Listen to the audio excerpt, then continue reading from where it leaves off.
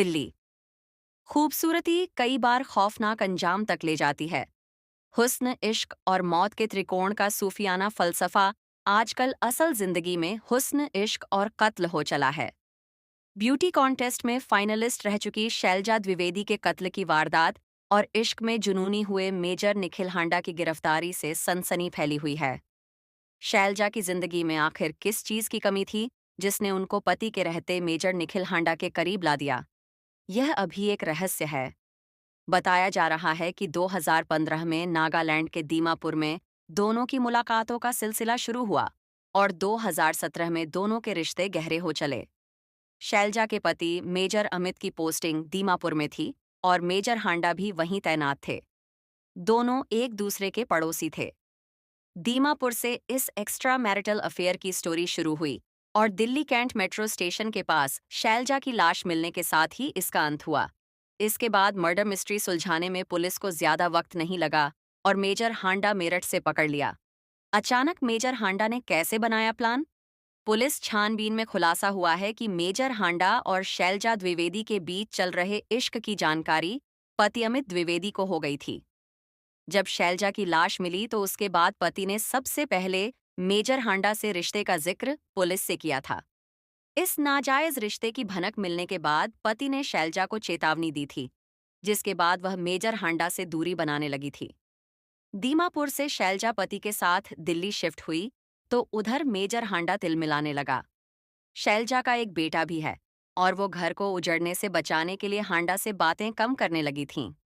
उधर शैलजा को पाने की ख्वाहिश हांडा को पागल कर रही थी, लेकिन अब बात बनने की बजाय बिगड़ चुकी थी। पति के साथ विदेश शिफ्ट होने वाली थी शैलजा। शैलजा जब दीमापुर से दिल्ली पति के साथ शिफ्ट हुई थी, उसके बाद से ही मेजर हांडा बौखलाया हुआ था।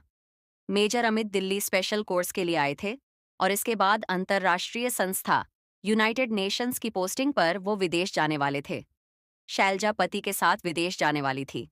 यह जानकारी मिलते ही मेजर हांडा बहुत ज्यादा खफा हो गया और उसने शैलजा को पाने या उसके कत्ल करने का प्लान बनाया। वह शैलजा को विदेश जाने से रोकना चाहता था। यह तभी हो सकता था जब शैलजा अपने पति से अलग हो जाती, जिसके लिए वह तैयार नहीं थी। दिल्ली आने से पहले मेजर हांडा ने तेज धार वाली स्विस नाइफ खरीदी।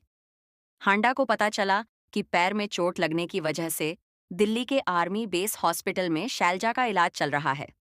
उसने भी माइग्रेन की शिकायत लेकर अस्पताल में खुद को एडमिट करा लिया। शैलजा और निखिल दोनों अस्पताल से डिस्चार्ज हो गए थे।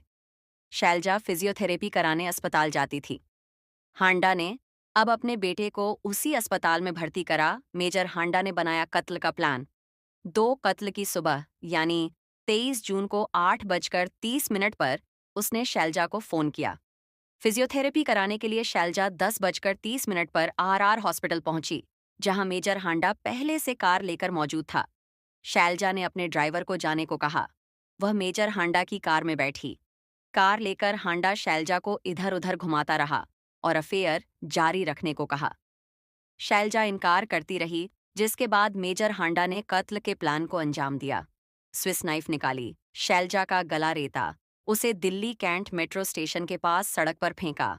उसके चेहरे को गाड़ी से पहली बार रौंदा, फिर आगे पीछे कर 3 बार और चेहरे को कुचला, फिर चलता बना।